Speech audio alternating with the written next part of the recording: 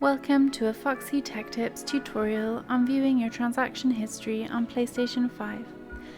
If you find this video helpful, please consider subscribing to my channel and liking the video. From the dashboard of PS5, move to the top, and then go to the right until you get to Settings and open them. In Settings, open Users and Accounts. Select Account and then select Payments and Subscriptions.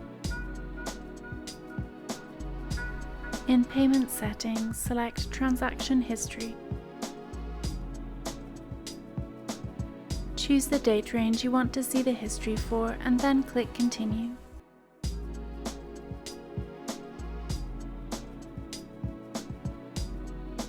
Your PlayStation 5 transaction history will now be displayed on screen.